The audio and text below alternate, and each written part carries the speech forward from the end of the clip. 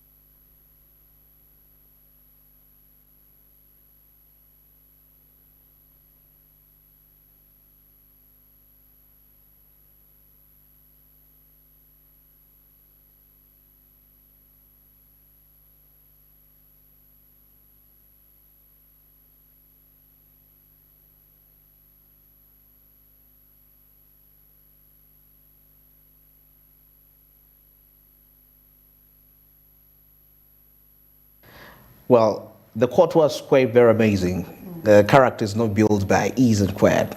You know, I remember I'm gonna be spiritual here a little bit. Yeah, I mean, somebody was telling me, you know, I mean, those people that pray to God, you know, like, oh God, make me humble, give me a humble spirit. I'm too proud. Make me humble. And before you know it, a scenario comes, and that scenario is stepping on your pride. Probably someone says something to you, and you feel like your ego has been reached. But then, that's how God is testing, is helping you to overcome that. Yeah. Somebody will come and embarrass you. You're a proud person, but then you have to take that in and control yourself. Therein the pride dies just like that. But it's not going to happen in ease. You're like there and you wake up and you're not proud. And I love when he say that ambition. I would actually request if we could have that just one more time, that quote, that last quote. It was quite very amazing where he mentioned the soul and, you know, perfect. That character can only be developed in ease and quiet only through experience of trial. You see that? And suffering can the soul be strengthened, ambition inspired, and success achieved.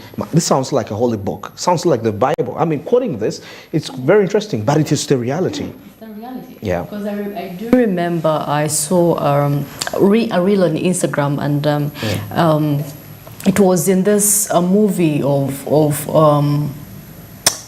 This man with grey hair, the famous actor Morgan Freeman. Morgan Freeman, when acted, Who acts like God. He acted in He's God wise, in the he's book wise, of, he's always wise. with Noah, the Ark, and whatever type of title it was called, and and he was telling the lady, if you asked for patience, what do you think God would give you? You just wake up and you feel like you're patient. That's what mankind will think. Of course, it's just the mentality that the mankind is going to get. And of course, he said if you asked for God for patience, he would bring something that would require your patience, would require you to be patient. If you... and a circumstance is going to happen, and it's going to make you patient. Yes.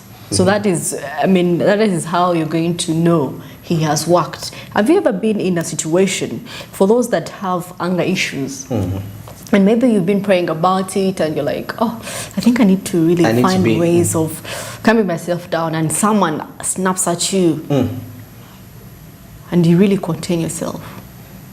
You decide to. You decide to. But anyway, it's a decision at the end of the day. It's a decision. And of course, character. You need to go through different experiences, okay? Through suffering, through pain, for you to people don't want to hear that. through pain, that's for you to know you've really overcome. Because my friend was actually telling me, and he said, you do not know. I was telling him, how are you this patient? Like how are you this patient? Yeah. How are you this calm? It's like you don't know what it took for me to be this patient. People have gone through terrible things for them. And you find that the most loving people have been the most heartbroken people. Yes. Because and they know spiritually or something related to that, they have found means of containing it. Not really coming out and being showing rage and whatever. Pouring that anger, what you faced, and you want people to experience what actually you experienced. That is why some people, they say, like Maganda, they be saying, mitima yafa, mitima jakaluba. You hurt someone and they're like, oh, okay. Oh my goodness. But you see, there is a beauty when you use what you faced for the good. If I was beaten for something, if I went through all this, I wouldn't love probably the people that I'm leading to go through the same. I mean, there is a beauty that comes to that, and it matures you, and you become a role model. Use that energy, which would have been used for hatred, to do that. Well, now relating it back to our team, character, and of course, anything that majority of the people we actually look up to and admire, and they are role models. Actually, they've gone through the worst and unimaginable aspects of life. I remember who was it? Albert Einstein had to fail, and I don't know how many times. The person that made the bulb, actually. Yeah, I don't know how many times he failed there for quite him a number of experiments. So failure is also good at some point. It helps you grow. It helps you go back and know where your mistakes are, where you went wrong, and improve. It is not until you failed that you know the process it takes for you to succeed.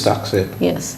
If you've been through a smooth run, like you do not know what it takes for someone who has reached at the age of let's say 60, those guys that acquired their fame at the age of 60, the things they had to go through, and you has achieved them at the age of 25, 24. He has something that you do not have. That is experience. He has something you don't have.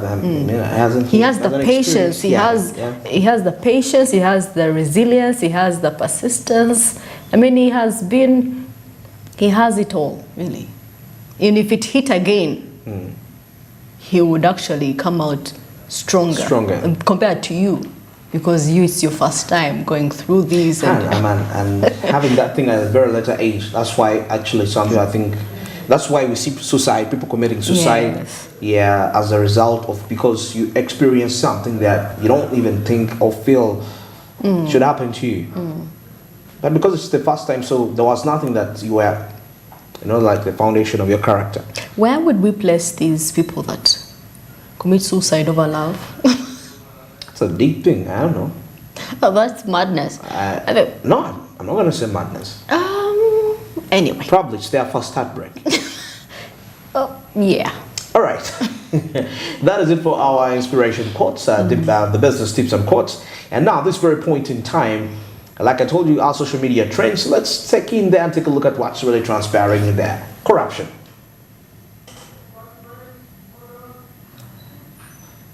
All right, as we're waiting for them in there, corruption is one of the aspects that have been a discussion. We've seen the COSASE putting down the different we're people. actually on the blacklist, almost going on the blacklist. Exactly. Of money laundering. Money laundering, it's kind of connected. Just imagine someone, money disappears and there is a building, someone sets up a building out of the blue and you're like, oh. And it's complete within 6 months. It's like, exactly. What's okay?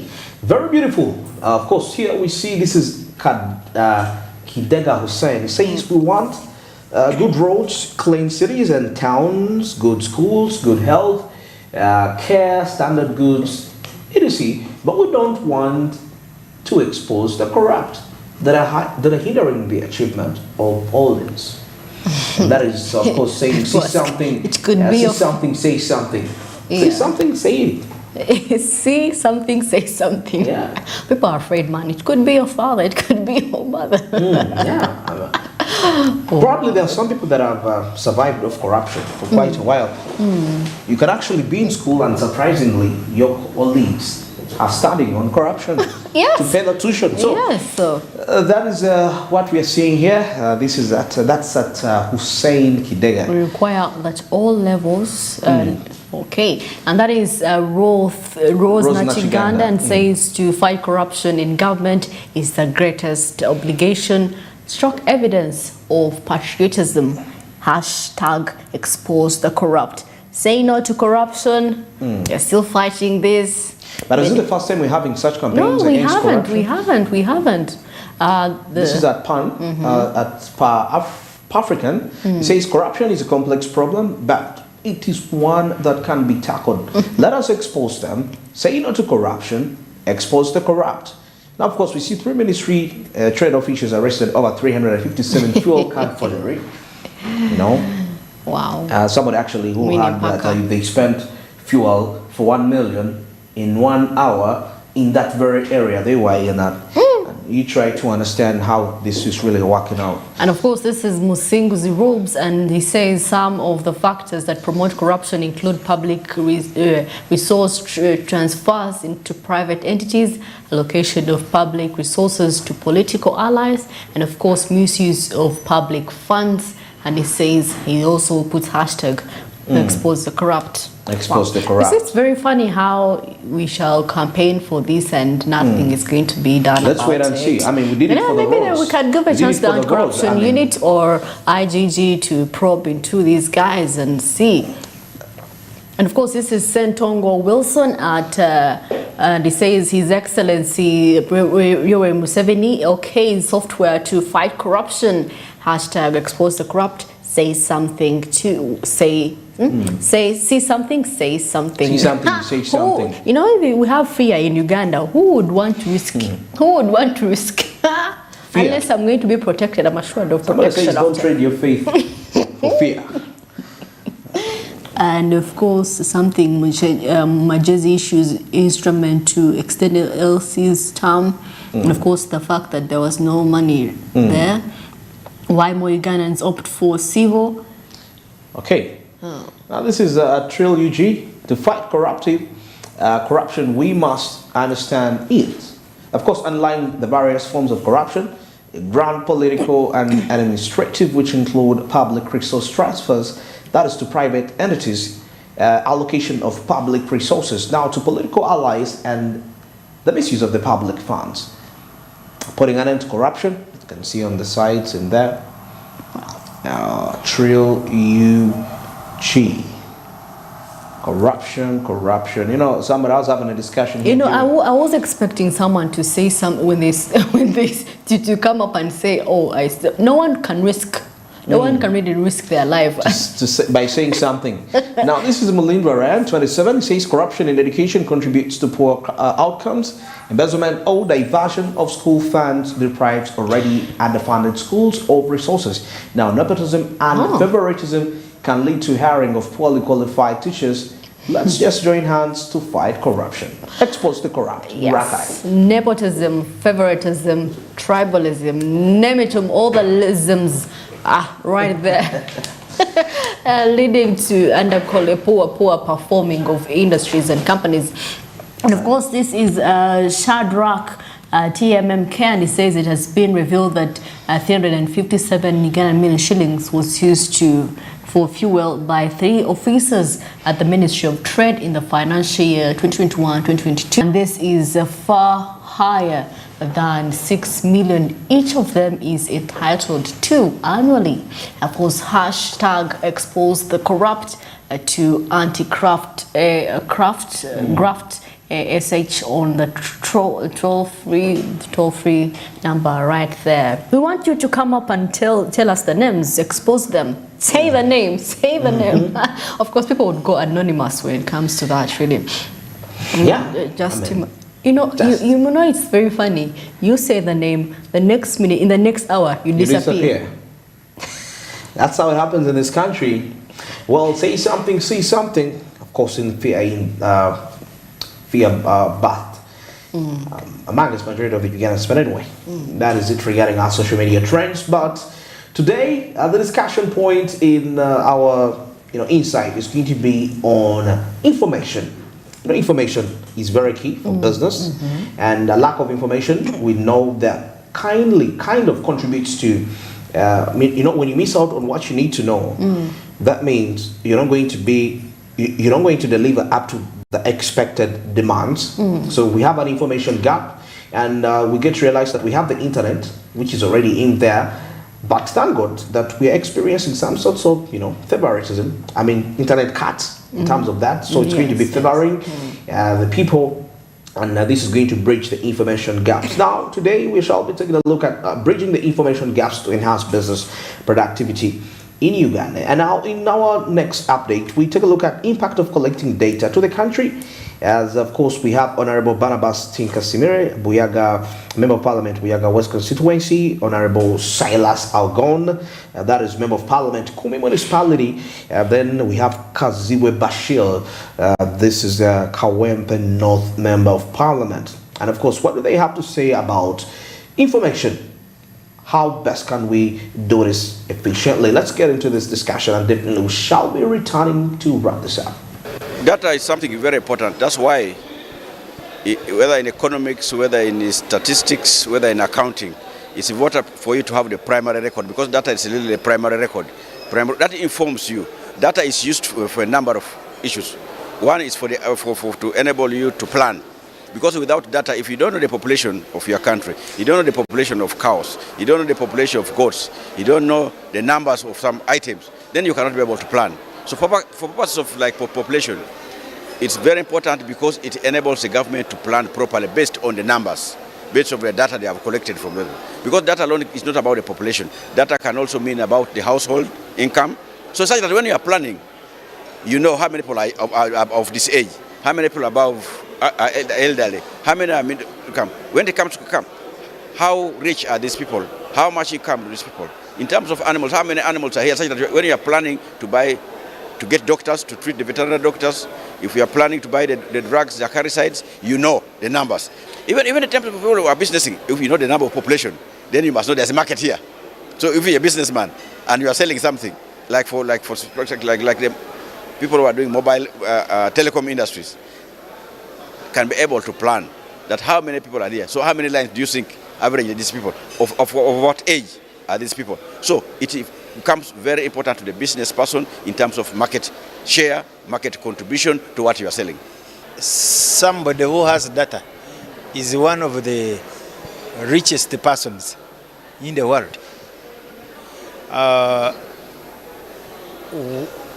All people who are studying, at the end of your study, you are requested to do a analyze data such that your study can inform the public about how to solve a particular problem.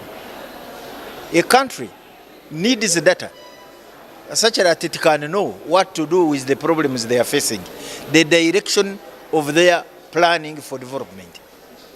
For instance, population. We are talking about parish development model. Can it have an impact without you looking at the population of a particular area? That or the type of beneficiaries you are targeting, because you are talking of poor people. How many poor people are in the parish?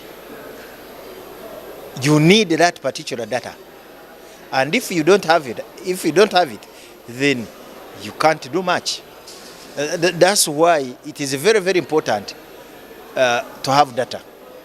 We recently were hit with COVID. Everything was rotating about data.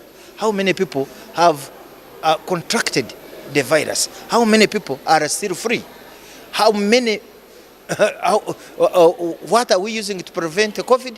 We are using masks. How many millions of masks have gone in the public, and how many people are using the masks? The masks. The entire world rotates around data. The entire life of a human being rotates around data.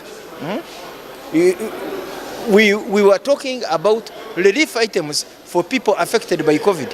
It is still required. How many people are these, or who were adversely affected? Who are these people who were adversely affected? You needed the data such that the amount of relief is equivalent to those people. Most times we rely on statistics. We also talk about evidences. We talk about the data itself. Getting to know, sometimes you get raw data, and that data needs to be analyzed. You analyze it for the purpose of making some reasoning out of it, some logic out of it. So it's very, very important. When you collect data, you've got to prepare and analyze it properly so that you're able to get benefits out of it. Businesses need data on a daily basis. So data is the fulcrum for decision making, in my own words. If you don't have data, then it will be difficult for you to tell who is doing what is happening where. There must be a baseline. You must be able to say, by this time we had this, now we had this, these changes have occurred, what does it speak to? So in terms of decision making, if you don't have data, it becomes very, very difficult. Data is the chief informer. It gives you the business intelligence to show you where you should pass to get a better future, deriving it from the past. So to me, everybody must endeavor to collect data. But it's quite important having data collected across all sectors and fields. It's very important, especially in knowing the tax base, which areas are going to be taxed. It's very important. With the lack of this, the government can, of course, not get the right people to tax. For instance, if they know that areas like Kawempe South, where you say Wandegea, Makerere, Mulago, and other areas, they can be able to ascertain the kind of people doing small jobs. How can the government get money from other sectors and reduce taxing these people that are not doing so well financially? So it's quite important in national planning, but so much about personal planning. Ugandans, we are not so much looking at personal planning. We think about the big picture of national planning, but it's important. We can only do personal financing, personal planning, once we have the adequate information collected in the different spheres, in the different walks of lives and the duties, and that, of course, the duty lies in the eyes and hands of the government. Data changes. That's why, like population census, they do it. They're supposed to be done every 10 years because the type population changes. But even with data, you can be able to project this can be like this. But when a country fails, of course, we're supposed to do census. We are failing to do it. So we are only using the estimates based on the projections that we have. But it should have been very important for the Ministry of Finance and the UBOS to have done census, done data collection, to enable them inform the decisions that we are making. So it's wrong if a country fails in a way that shows lack of seriousness on the part of that government.